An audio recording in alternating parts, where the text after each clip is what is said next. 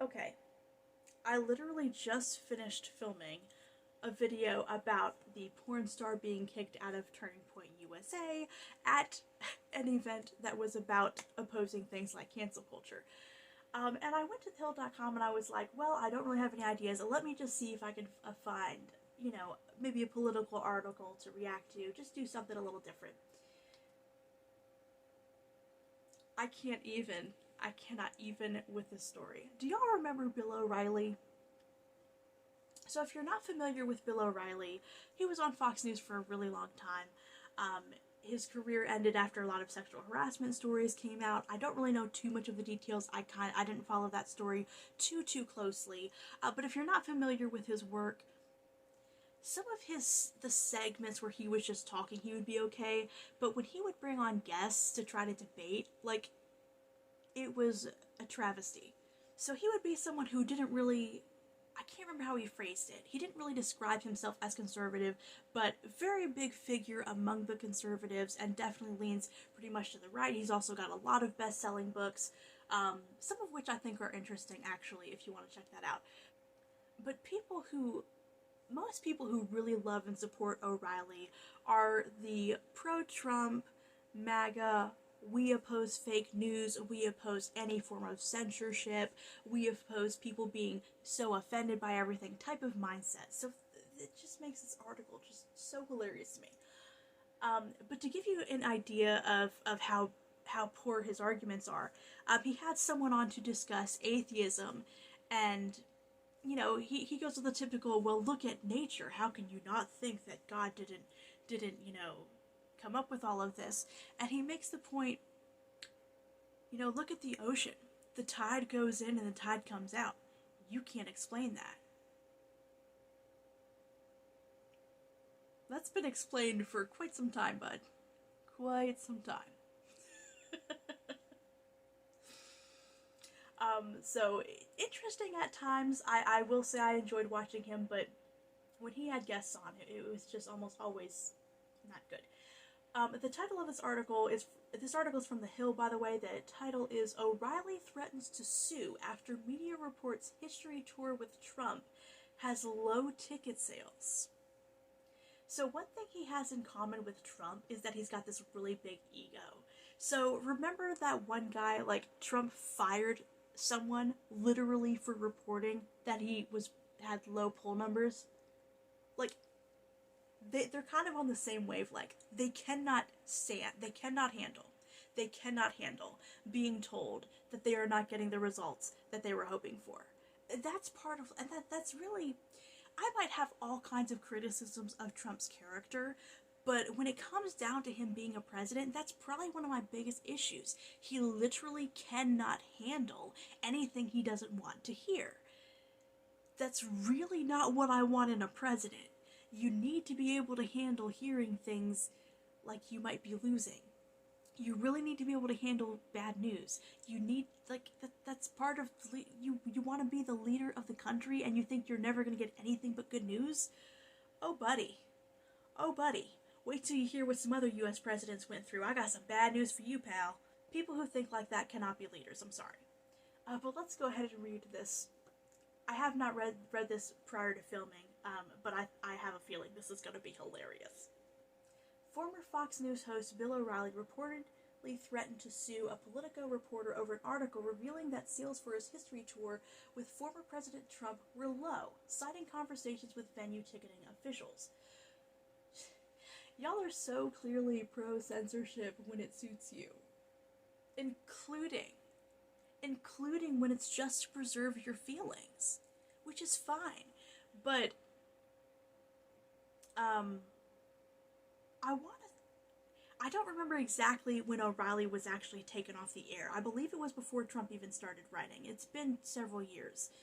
So he might not have used the same language Trump does, but I don't remember back in the day people using terms like snowflakes, but he would talk about those kind of stories all the time, about people being too easily offended and too sensitive and needing to be able to toughen up and handle life a little bit.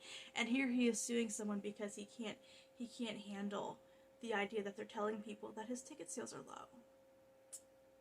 Poor fella. maybe toughen up a little bit.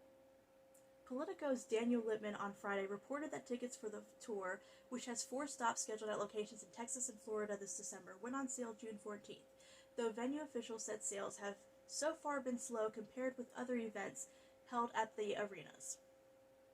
For example, a box office employee at Orlando, Florida's 20,000-person Amway Center, which will host Trump and O'Reilly on December 12th, told Politico there's still a lot of tickets open. Which honestly isn't even, like, don't get me wrong, I literally cannot stand Trump. I think he's absolutely awful. I wish I never knew his name. I wish he was never U.S. president. O'Reilly, I have less strong opinions about.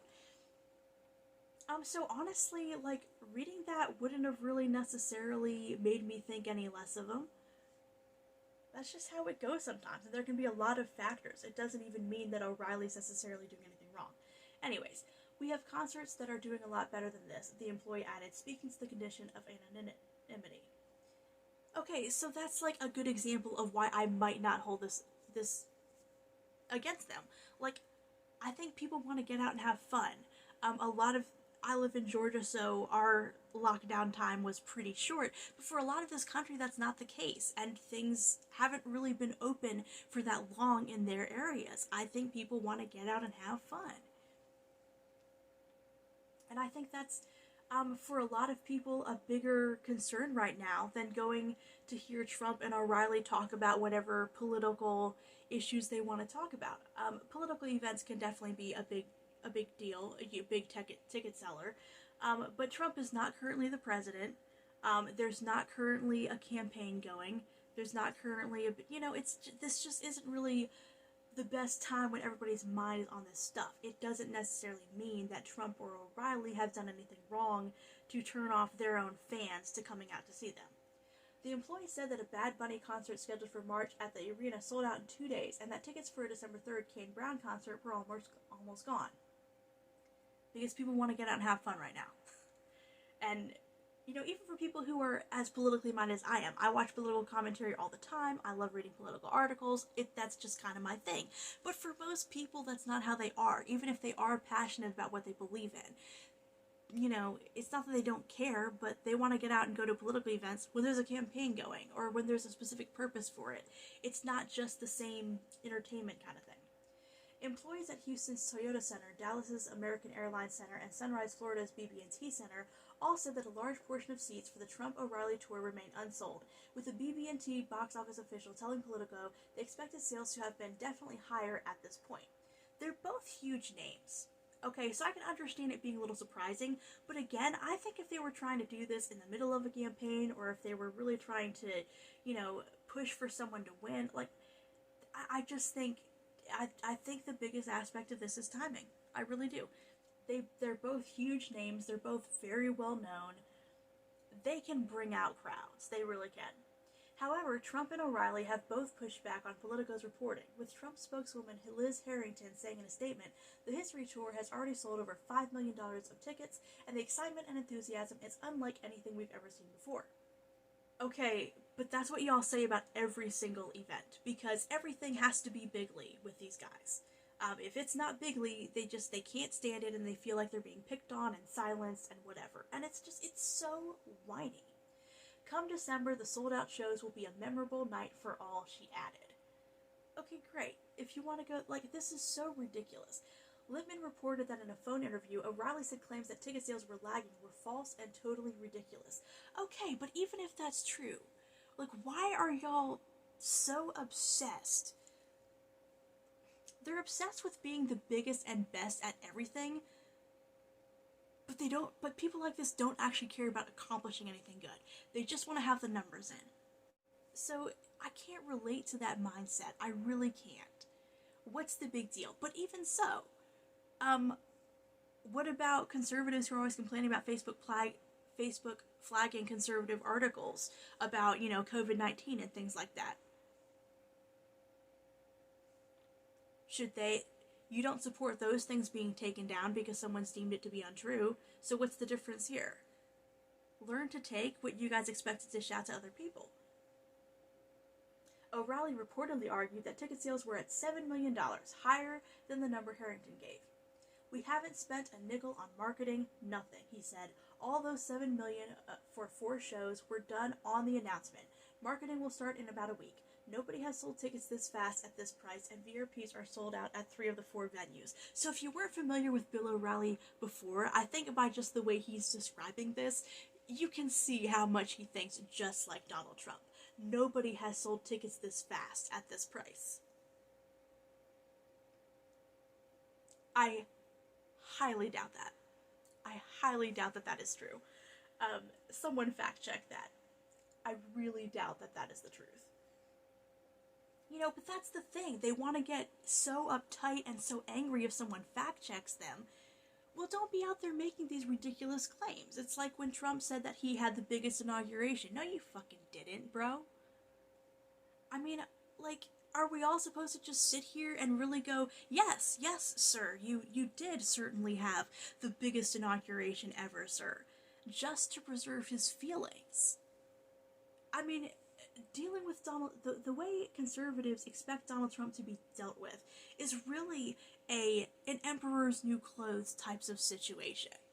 They really expect him to be able to stand out there naked and have nobody say, "Hey, those aren't new clothes, you just don't have any on." That's literally the attitude they expect everyone to have, including journalists, and it's bizarre. Like, there are a lot of sensitive and easily offended people, but people like O'Reilly and Trump are not the ones who should be calling it out. They really expect the world to tiptoe around their feelings.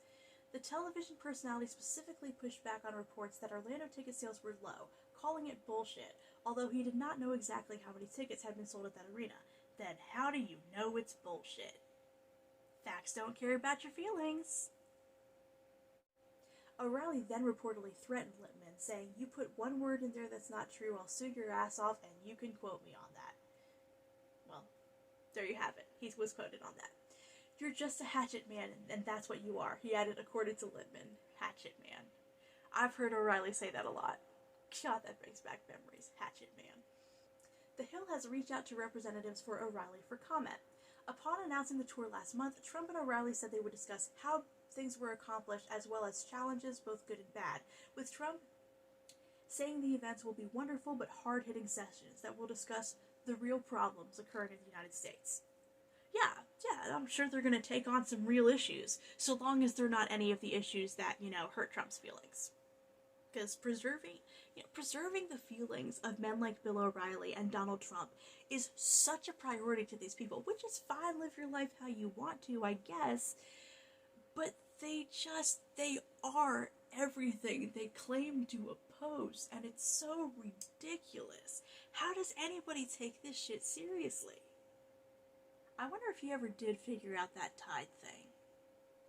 Anyways, I guess that's all I have for this video. It's one of those things that, it gets under my skin, but at the same time, it's just par for the course. These guys are just so full of themselves, they cannot handle any criticism, even if it's just a simple matter of saying what the ticket sales are.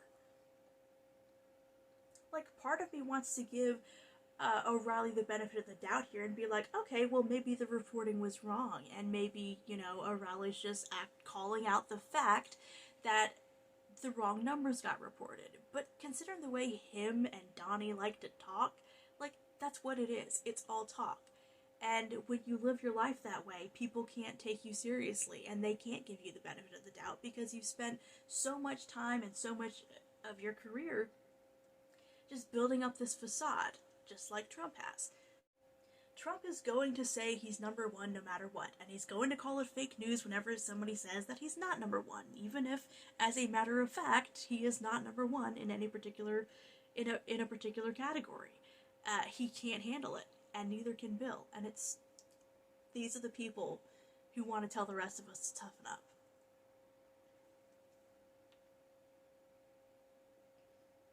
Really?